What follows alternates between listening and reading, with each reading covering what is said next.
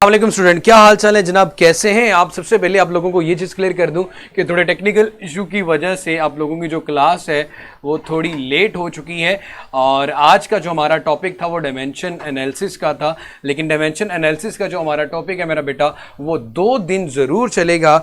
2 दिन हमारा ये टॉपिक ज़रूर चलेगा। लेकिन आज आप लोगों को ये चीज़ भी पता है कि हम अनसर्टेनिटी वाला जो टॉपिक कर रहे थे उसमें मेरा बेटा आप लोगों को ये चीज़ मैं क्लियर कर दूँ कि उस टॉपिक में जो लास्ट पॉइंट हमारा रह गया था वो लास्ट पॉइंट ये था कि अगर आपके पास टाइमिंग एक्सपेरिमेंट आ जाते हैं, जैसे कि सिंपल पेंडुलम वगैरह की बात की जाए, तो सिंपल पेंडुलम में आप जो टाइम पीरियड है आप उसको कैसे कैलकुलेट करते हो, या आपके पास जो वैल्यूज होती हैं अनसर्टेनिटी की, उस अनसर्टेनिटी की वैल्यू को कैसे लिखा जाता है। तो मेरा बेटा आपको मैं सिर्फ इतनी सी चीज बता दूं कि जहां पे टाइमिंग एक्सपेरिमेंट आएंगे, जैसे कि सिंपल पेंडुलम वगैरह आगे टाइम, जहां पे टाइम रिकॉर्ड किया जा रहा होता है, वाइब्रेशंस वगैरह, वहां पे सिंपली आप ये चीज करते हो, ये पॉइंट लिख लेना मेरा बेटा, divide least count number by number of vibrations, divide least count by number of vibrations.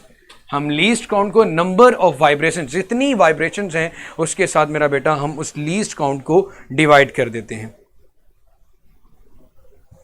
उसके बाद मेरा बेटा हमारे पास जो अनसर्टेनिटी आती है, हम उस रिकॉर्डेड वैल्यू में सेकंड स्टेप में ऐड अनसर्टेनिटी, जो आपने लीस्ट काउंट को नंबर ऑफ वाइब्रेशंस के साथ डिवाइड करने से अनसर्टेनिटी निकाली, वो ऐड अनसर्टेनिटी इन रिकॉर्डेड वैल्यू, ऐड अनसर्टेनिटी इन रिकॉर्डेड वैल्यू। एग्जांपल मेरा बेटा आप लोगों के सामने मैं लिख लेता हूं। सबसे पहले जैसे कि टाइम आपके पास 54.6 सेकेंड है, टाइम नंबर ऑफ वाइब्रेशंस का कुछ गिवन है 54.6 सेकेंड। लीस्ट काउंट आपके पास मेरा बेटा आ गया, ये भी गिवन है 0.1 सेकेंड। तो सबसे पहले नंबर ऑफ वाइब्रेशंस आपके पास मेरा बेटा 30 है। ये जो टाइम पीरियड आपको दिया गया है वो 30 वाइब्रेशन का दिया गया है। सो नंबर ऑफ वाइब्रेशंस आपके पास 30 है। बेटा ये चीज याद रखना, जब आपके पास टाइम पीरियड 30 वाइब्रेशंस का 54.6 सेकेंड गिवन है और आप टाइम पीरियड, टाइम गिवन है सिंपल टाइम, आप टाइम पीरियड कैलकुलेट करना चाहते हो, तो ये चीज याद रखिएगा 30 वाइब्रेशन का टाइम गिवन है 54.6 सेकेंड। और अगर आप इसको डिवाइड करते हैं 54.6 को मेरा बेटा 30 के साथ, 54.6 डिवाइडेड बाय 30 करेंगे तो आपके पास टाइम पीरियड आ जाएगा मेरा बेटा एक वाइब्रेशन का। अब मेरा बेटा हम हमेशा यही कहते थे कि आपने डिवाइड करना है लीस्ट काउंट को वाइब्रेशन के साथ। लीस्ट काउंट आपके पास 0.1 सेकेंड है, वाइब्रेशंस आपके पास मेरा बेटा 30 है। पीरियड हमारे पास था least count 0.1 second, 0.1 divided by 30 करें तो आंसर आ रहा होता है मेरा बेटा 0.0003। अनसर्टेनिटी के लिए हम लोगों ने ये स्टेप लिखा था मेरा बेटा कि अनसर्टेनिटी निकालने के लिए आप लीस्ट काउंट को डिवाइड करेंगे नंबर ऑफ वाइब्रेशंस के साथ। अनसर्टेनिटी रिकॉर्डेड वैल्यू में, जो कि हमारे पास टाइम पीरियड की वैल्यू आई थी रिकॉर्डेड वैल्यू, उसके अंदर इसको ऐड कर देंगे, सिंपली इसके साथ लिख देंगे मेरा बेटा। तो मैं ये लिखूंगा अनसर्टेनिटी इन रिकॉर्डेड वैल्यू, अनसर्टेनिटी इन रिकॉर्डेड वैल्यू मेरा बेटा बहुत ही सिंपलेस्ट वे में हम लिखेंगे 1.82 plus minus 0.003 second, plus minus 003 second. ये आपका आंसर आ गया मेरा बेटा। मैं इस चीज को दोबारा से रिवाइज कर देता हूं। जी बिल्कुल ऐसे ही है मेरा बेटा कि जब आप लोगों के सामने टाइमिंग एक्सपेरिमेंट आ जाए तो वहां पे अनसर्टेनिटी को कैसे डील करेंगे, तो बड़ा ही आसान हमने लिखा कि हमने लीस्ट काउंट को divide the least count by the number of vibration. हमारे पास ये वैल्यूज गिवन थी, टाइम गिवन था, लीस्ट काउंट भी गिवन था और नंबर ऑफ वाइब्रेशंस भी गिवन थी। हमें सबसे पहले टाइम पीरियड निकालने के लिए क्या करना होता है, जो टोटल टाइम है उसको 30 वाइब्रेशन के साथ जब डिवाइड करूंगा तो मेरे पास एक वाइब्रेशन का टाइम आ जाएगा जिसको हम टाइम पीरियड का नाम देते हैं, जो आ गया 1.82 सेकेंड। अब अनसर्टेनिटी के लिए आपने क्या करना होता है, लीस्ट काउंट को डिवाइड करना होता है नंबर ऑफ वाइब्रेशंस के साथ।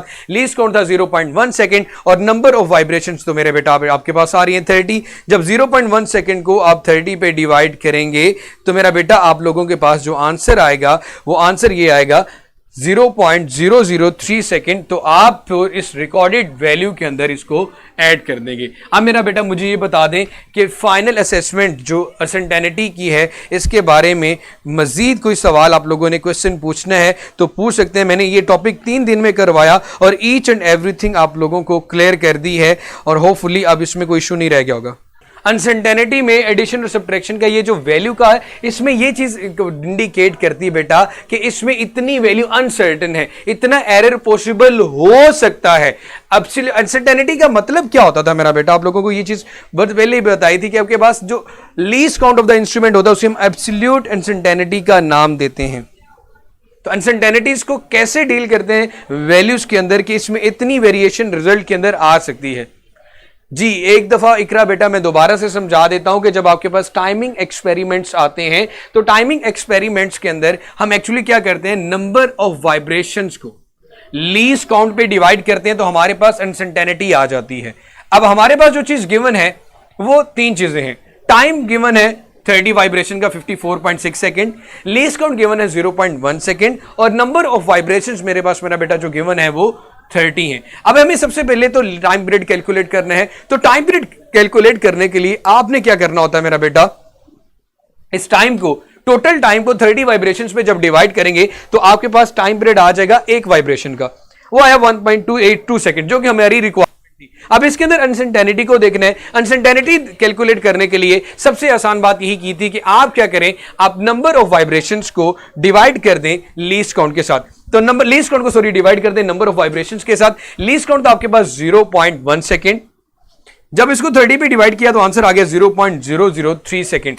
तो इसी वैल्यू को अनसर्टेनिटी में आप लिख दें। ये हमारा इसका फाइनल था। अब जो हमारा नेक्स्ट टॉपिक है ना मेरा बेटा, इसकी चीज के बारे में जरा ध्यान से दिमाग खोल के सुन लेना। ई कैट एमडी कैट जो भी आप लोगों का एंट्री टेस्ट होता है, डायमेंशन एनालिसिस का जो टॉपिक चैप्टर नंबर 1 वो अपनी 80% वेटेज रखता है। मतलब सबसे मोस्ट इंपॉर्टेंट पोर्शन है ई कैट और एमडी कैट का डायमेंशन एनालिसिस का। और इस टॉपिक में भी आपके पास बड़े स्टेप आएंगे, बड़ी चीजें आएंगी मेरा बेटा। टाइम पीरियड वैसे पेंडुलम कैलकुलेट करने का फॉर्मूला बच्चे ये होता है T=2π√L/g। लेकिन यहाँ हमारे पास जब एक टाइम 30 वाइब्रेशन को कंप्लीट होने में, 30 चक्कर मुकम्मल करने में 54.6 सेकेंड टाइम लगता है। तो एक वाइब्रेशन को टाइम कंप्लीट करने में कितना टाइम लगेगा, अब इस टोटल टाइम को टोटल वाइब्रेशन के साथ जब डिवाइड करेंगे तो वो 30 हिस्सों में बदल जाएगा। तो हमारे पास एक वाइब्रेशन का टाइम आ जाएगा जिसे टाइम पीरियड कहते हैं, जो कि इक्वल होता है हमारे पास 1.82 सेकेंड के इक्वल। और इसमें अनसर्टेनिटी को कैलकुलेट करने के लिए हम क्या करते हैं, लीस्ट काउंट को नंबर ऑफ वाइब्रेशंस के साथ डिवाइड कर देते हैं। सो खुश रहें, जीते रहें, आबाद रहें। अपना जो फीडबैक है मेरा बेटा वो जरूर सबमिट करवाइएगा। कल इंशाल्लाह हम डायमेंशन की बात करेंगे। अवैस मैं बिल्कुल ठीक ठाक हूं, तो मेरे बेटे कल इंशाल्लाह बात करेंगे डायमेंशन एनालिसिस की। अपना बहुत सारा सा ख्याल रखिएगा, दुआ में याद रखिएगा। अल्लाह।